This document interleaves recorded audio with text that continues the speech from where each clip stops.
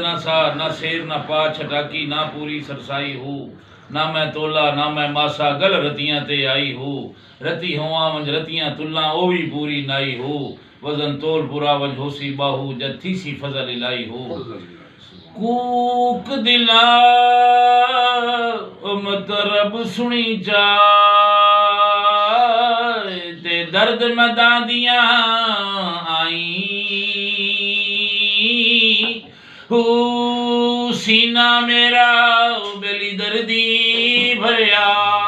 ते अंदर भड़कन भाई हो ते लंबाज न बलेन विशाला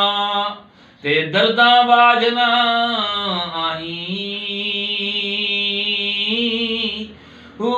आतिश नाल यराना लाके ते फिर ओ सड़न के नाई हो तन रब सचे दा हुजरा ते विच पा फकीरा जाती हो ना कर मिन्ना तो बेली खाज खजर दी ते तेरे अंदर अब हयाती हो शौक दाड़ीवा बेली बाल हनेरे मतलबी वस्त खड़ाती हो मरण थे अगे बेली मर गए बाहू ते जिन्ना हक दी रमज पछाती हो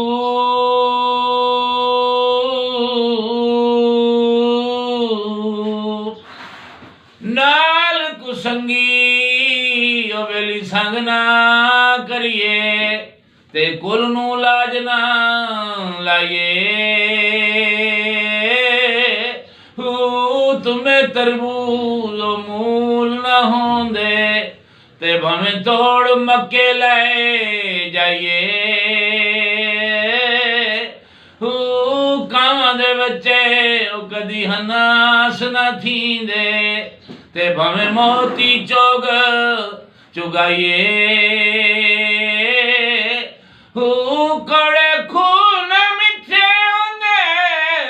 बेली हजरत बाहू ते भावें 100 मणा खंड वाइए हो नाम से न पा छटाकी ते ना पूरी सरसाई हो ना मैं तोला ते ना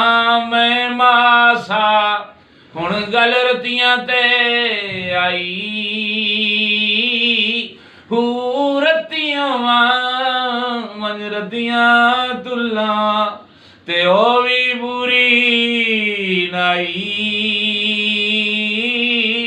हो वजन तोल बुरा मन होसियो बाहू ते जद थी सी फजल इलाई हो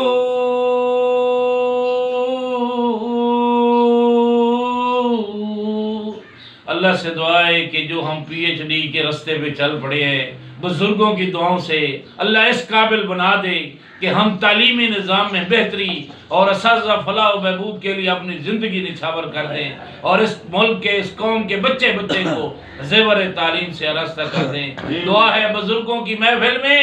ये एक नारा लगाते हैं, आए तालीम आम करें पुरअमन आम करें।